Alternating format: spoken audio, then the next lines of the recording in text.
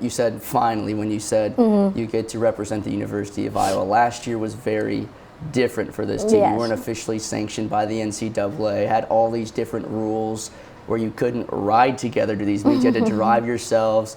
Thankfully, you were able to practice in Carver, but what was that like, figuring out all the different ways around the rules as an unofficial women's collegiate wrestling team? Yeah, it was definitely difficult trying to start something that hasn't been started. Yeah. But, you know, our girls, like, we're trailblazers. We're able to pick ourselves out of the mud and try to figure things out by ourselves. I mean, we definitely have some crazy stories and, like, things that were a little bit messy, you know, like sometimes we didn't know what we were doing. And so it was really hard to try to like manage on our own because we did have to build our own, like we were each other's coaches, we were the managers, we were the mop cleaners, we were everything for ourselves. And yeah, it was just like different compared to what we have this year. Like we have so many resources now and we have so many people that help us to make sure that we have what we need.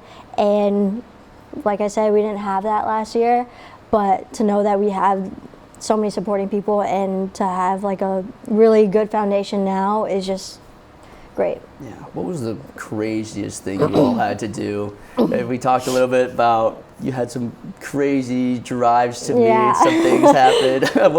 What's one of your favorite stories about last season that was pretty abnormal because of the circumstances? Yeah, of course. I love telling the story. I tell it all the time because it's one of my favorites. But no, we were competing at Missouri Valley, Missouri Valley Open. Yeah, I was at the beginning, I think like November or something. And obviously we had to drive ourselves. We had to book our hotel, like our room and board and stuff like that. And pay for our like competition fee. And obviously, you know, as college students, you know, we don't have all the money in the world. Yeah. So we had to kind of like improvise on how we can manage our money and like budget in a way. So we decided to all carpool, obviously. The drive up there was hectic, per usual. You know, you have 6 girls in a car. We're going to be screaming on the top of our lungs. And then we get to our Airbnb, which we got. We got an Airbnb and fancy schmancy. Yeah, we thought. we thought. Oh no. And we like pull up, and it was like the middle of the night, and it's literally in the middle of like this cornfield. I don't even know where it is. I was just like, I'm a Vegas girl, so I don't know nothing. It's totally outside your lane. It was like cultural shock for me. And we pull up and like the lights were off, everything was off, and we start creeping in. We were like, there's no way that we're going up here. And so like we get out to like go look at it, but we like heard screaming. And like bloody murder screaming, yeah. So we were like, oh heck no. So we all like booked back into the car, and it was like Ella Schmidt, she's one of my teammates. Yeah. She was our getaway driver in that moment. And me and Reisler and Mendy, we both like frantically hop into the front seat, and she just drives off.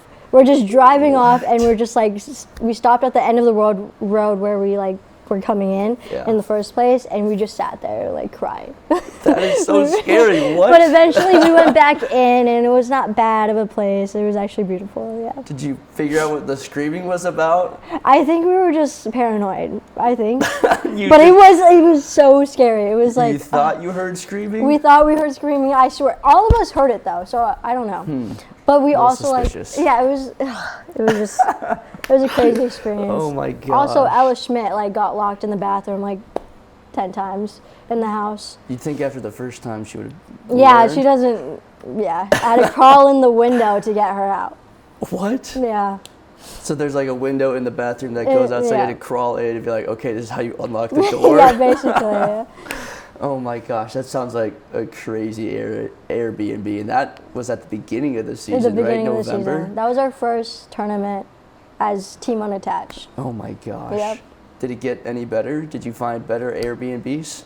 We didn't stay at Airbnbs. We stayed at hotels, but like, After that experience, you're like, no more Airbnbs. No more. Yeah. No hate on definitely not. Airbnbs, but Yeah, no. We were in hotels and they just weren't the best either. oh, Yeah. dang. Yeah, we just did not have any luck when it came to where we were staying. Did But- like your parents or coaches ever help you out? Like, okay, you guys kind of failed on that last hotel. Let's help you out. Find a better one. I guess not. I think maybe we enjoyed that. Maybe that's what builds character. Maybe. I mean, it looks like it's worked so far.